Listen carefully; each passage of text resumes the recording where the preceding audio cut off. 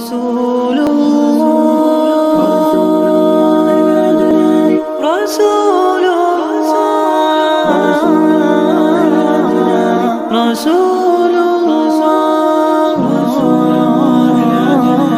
رسول الله.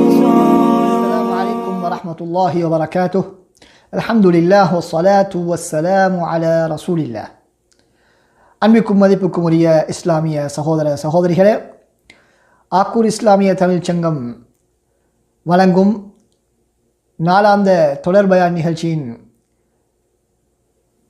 இரண்டாவது அமர்விலே உங்கள் அனைவரையும் சந்திப்பதில் மிக மகிழ்ச்சி அடைகின்றேன்.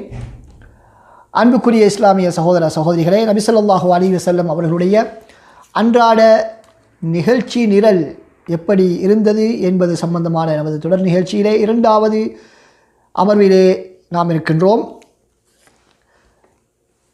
இன்றைய நமது அமர்விலே நபி ஸல்லல்லாஹு அலைஹி வஸல்லம் அவர்களுடைய நாள் எப்படி ஆரம்பித்தது என்பது சம்பந்தமான பல விடயங்களை உங்களிடம் பகிர்ந்து கொள்ள இருக்கின்றோம். நபி ஸல்லல்லாஹு அலைஹி வஸல்லம் அவர்களுடைய அதிகாலை பொழுது எப்படி காணப்பட்டது? மதீனாவிலே காலை பொழுதிலே முதலாவதாக ஒலிக்கக்கூடிய ஓசை பிலால் ரலியல்லாஹு அன்ஹு மூலமாக எழுப்பப்படும் அதான் ஓசை. அந்த அதான் ஓசை மதீனாவினுடைய அமைதியை அப்படியே ஊடறுத்துச் செல்கின்றது. நபி ஸல்லல்லாஹு அலைஹி வஸல்லம் அவர்கள் அந்த அதானுடைய ஒளியை கேட்டு எழுகின்றார்கள். காலையில் எழுந்தவுடன் முதலாவதாக நபி ஸல்லல்லாஹு அலைஹி வஸல்லம் செய்யக்கூடிய வேலை, தனது மிஸ்வாக்கை எடுத்து பல் துலக்கும் அந்த குச்சியை எடுத்து நபி ஸல்லல்லாஹு அலைஹி வஸல்லம் அவர்கள் தமது பல்லை துலக்குவார்கள். பல்லை துலக்கியவுடன் அல்ஹம்துலில்லாஹில்லதி அஹ்யானா பஅதமா அமாதனா வ இலைஹின் நுஷூர், எங்களை மரணிக்கச் செய்ததன் பின்னால் தூங்கச் செய்ததன் பின்னால், மரணிக்கச் செய்ததன் பின்னால் என்றால் தூங்கச் செய்ததன் பின்னால் எமக்கு உயிரளித்த அல்லாவுக்கே எல்லா புகழும், அவனிடத்திலே நாம் திரும்பச் செல்ல இருக்கின்றோம் என்ற துவாவை நபி ஸல்லல்லாஹு அலைஹி வஸல்லம் அவர்கள் ஓதுவார்கள். அன்புக்குரிய சகோதரர்களை, இந்த இடத்திலே நாம் கவனிக்க வேண்டிய முக்கியமான விடயம் என்ன? முதலாவதாக நபி ஸல்லல்லாஹு அலைஹி வஸல்லம் அவர்கள் தமது பல்லை துலக்கிவிட்டு அல்லாவை புகழ்கிறார்கள். இது இஸ்லாத்திலே எந்த அளவுக்கு சுத்தத்திற்கு முக்கியத்துவம் வழங்கப்பட்டிருக்கிறது என்பதை எமக்கு உணர்த்துகிறது. அதுவும் குறிப்பாக அல்லாஹ்வுடன் உரையாடக்கூடிய நேரத்திலே அல்லாஹ்வை புகழ்வதற்கு முன்னால் முதலாவதாக நபி ஸல்லல்லாஹு அலைஹி வஸல்லம் அவர்கள் இப்படி தனது வாயை சுத்தப்படுத்தி இருக்கிறார்கள். முதலாவதாக என்ன சொல்கிறார்கள்? அல்ஹம்துலில்லாஹ், அல்லாஹ்வுக்கே எல்லா புகழும் என்று சொன்னால் என்ன இங்கு நபி ஸல்லல்லாஹு அலைஹி வஸல்லம் எங்களுக்கு கற்பிக்கின்றார்கள்? அல்லாஹ் சுப்ஹானஹு தஆலா ஒவ்வொரு நாளும் நமக்கு வழங்கக்கூடிய இந்த வாழ்க்கை என்ற இந்த அருளை நபி ஸல்லல்லாஹு அலைஹி வஸல்லம் உணர்கின்றார்கள். எவ்வளவு பெரும் அருள்! அல்லாஹ் தஆலா அப்படி இரவோடு இரவாக நம்மை மரணிக்க செய்துவிட்டால் நாம் எல்லாம் அடுத்த நாள் வாழ முடியாது. அப்படி இல்லாமல் அல்லாஹ் தஆலா நமது உயிரை நாம் உறங்க நேரத்திலே அல்லாஹ் தஆலா கைப்பற்றி இருந்தாலும் கூட மீண்டும் அந்த உயிரை அல்லாஹ் தஆலா நமக்கு தந்ததன் காரணமாகத்தான் நாம் விழிக்கின்றோம். இது இவ்வளவு பெரிய ஒரு நிஅமத். இல்லாவிட்டால் நாம் ஜனாசாக்களாக இருப்போம். அன்புக்குரிய சகோதரர், எனவே இந்த உணர்வு நமக்கு இந்த துவாவை ஓதும் பொழுது ஏற்பட வேண்டும். ஒவ்வொரு நாளும் அல்லாஹ் தஆலா அந்த பாக்கியத்தை தருகின்றான். அதற்கு முன்னால் நமக்கு அல்லாஹ் தஆலா அந்த தூக்கம் என்ற அருளை தருகின்றானே, அதுவே அல்லாஹ்வுடைய ஒரு பெரிய பாக்கியமா இல்லையா? எத்தனையோ பேர் இன்று தூங்க முடியாமல் இருக்கின்றார்கள். அமைதி இல்லாததன் காரணமாக, ஆரோக்கியம் இல்லாததன் காரணமாக, வசதி வாய்ப்புகள் இல்லை என்ற காரணத்தினால், பல்வேறு காரணங்களினால், துக்கங்களின் காரணத்தினால், கவலைகளின் காரணத்தினால் தூங்க முடியாமல் எத்தனையோ பேர் இருக்கும் பொழுது அல்லாஹ் தஆலா நிம்மதியாக நமக்கு தூங்கக்கூடிய பாக்கியத்தை தருகிறானே, அதற்கு அல்லாஹ்வுக்கு நாம் நன்றி செலுத்த வேண்டும். அன்புக்குரிய சகோதரர்களே, இப்பொழுது நபி ஸல்லல்லாஹு அலைஹி வஸல்லம் அவர்கள் வாங்கு ஒலிக்கின்றது, அதான் ஒலிக்கின்றது, அதற்கு பதில் சொல்கிறார்கள். அதற்கு பின்னால் நபி ஸல்லல்லாஹு அலைஹி வஸல்லம் அவர்கள் எழுந்து கடமையான குளிக்க வேண்டியிருந்தால் அதனை குளித்துக் கொள்வார்கள். இல்லாவிட்டால் உது செய்வார்கள். இல்லாவிட்டால் உது செய்துவிட்டு என்ன செய்வார்கள்?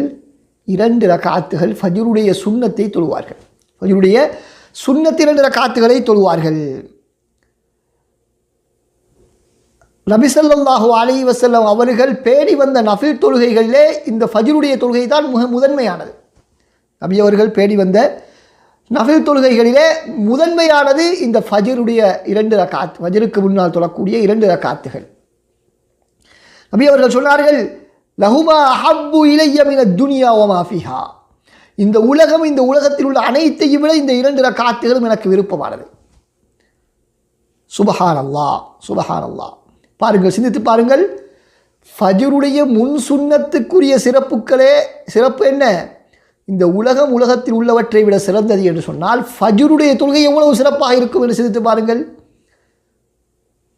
எனவே அன்புக்குரிய சகோதரரை, இந்த தொழுகையை நாம் தவறவிடக்கூடாது. இந்த முக்கியமான இந்த தொழுகையை நபி ஸல்லல்லாஹு அலைஹி வஸல்லம் எப்படி தொழுவார்கள்? மிக விரைவாக, சுருக்கமாக தொழுவார்கள். எந்த அளவுக்கு என்று சொன்னால், சூரத்துல் ஃபாத்திஹா ஓதினார்களா என்று நாம் சந்தேகப்படக்கூடிய அளவுக்கு நபி அவர்கள் விரைவாக தொழக்கூடியவர்களாக இருந்தார்கள் என்பதாக ஹதீஸில் அறிவிக்கப்படுகின்றது. எனவே இந்த ஃபஜ்ருக்கு முன்னால் தொழக்கூடிய இந்த தொழுகை மிகவும் சுருக்கமாக தொழுவதுதான் நபி வழி. சிலர் என்ன செய்வார்கள்? நீண்ட நேரம் எடுத்து அந்த தொழுகையை தொழக்கூடியவர்களை நாம் பார்க்கின்றோம். இது நபி வழிக்கு மாற்றமானது. நபி வழிக்கு மாற்றமானது சுன்னாவுடைய முறை அல்ல. சுன்னா என்ன? நபி அவர்கள் விரைவாக, சுருக்கமாக தொழுவார்கள். எனவே நாம் நமது இச்சை பிரகாரம் மார்க்கத்தை நடைமுறைப்படுத்த முடியாது. மாற்றமாக நபி ஸல்லல்லாஹு அலைஹி வஸல்லம் எப்படி காட்டி தந்தார்களோ அப்படி செய்வதுதான் மிக அதிகமான ஈடேற்றமுள்ள நன்மையை பெற்றுத்தரக்கூடியதாக இருக்கிறது. முதலாவது ரக்காத்திலே நபி ஸல்லல்லாஹு அலைஹி வஸல்லம் அவர்கள் குல் யா அய்யுஹல் காஃபிரூன் என்ற சூறாவை ஓதுவார்கள். இரண்டாவது ரக்காத்திலே குல் ஹுவல்லாஹு அஹத் என்ற சூறாவை ஓதுவார்கள். இன்னும் ஒரு அறிவிப்பிலே சில வேளையில் ஸல்லல்லாஹு அலைஹி வஸல்லம் அவர்கள் குல் யா அய்யுஹல் காஃபிரூன் என்பதற்கு பதிலாக சூரத்துல் பக்கராவுடைய 136வது வசனமாக குலு ஆமன்னா பில்லாஹி வமா உன்ஸில இலைனா என்ற வசனத்தை ஓதுவார்கள்.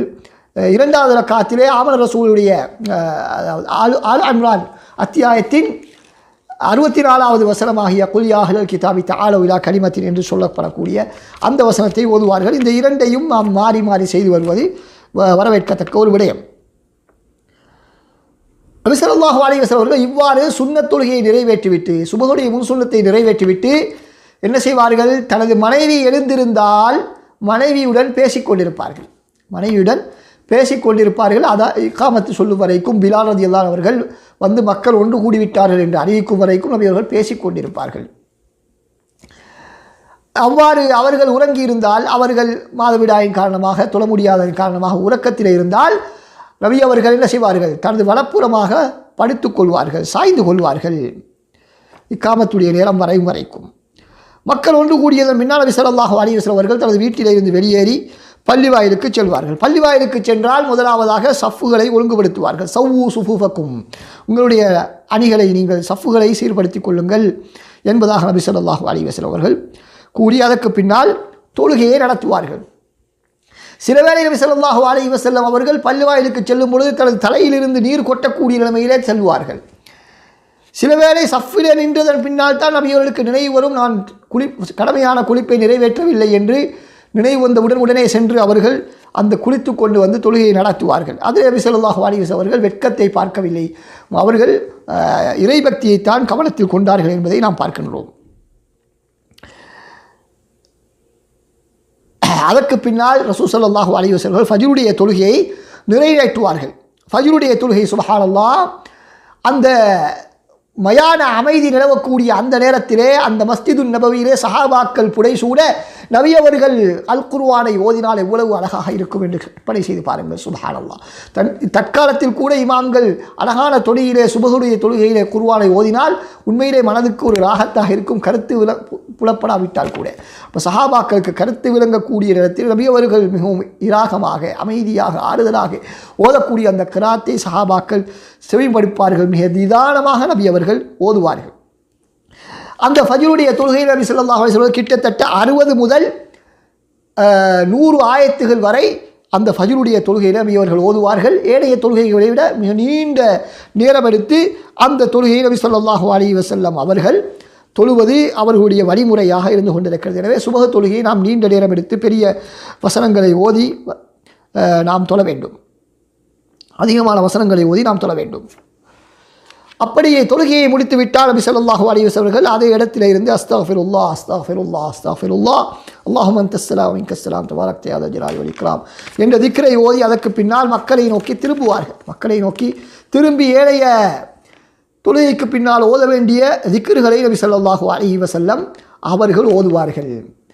அதற்கு பின்னால் நபி ஸல்லல்லாஹு அலைஹி வஸல்லம் அவர்களுடைய செயற்பாடுகள் எவ்வாறு காணப்பட்டன என்பதை இன்ஷா அல்லாஹ் நமது அடுத்த அமர்விலே உங்களுடன் சந்திக்கும் வரை விடைபெறுகிறேன். அஸ்ஸலாமு அலைக்கும் வரஹ்மத்துல்லாஹி வபரகாத்துஹு.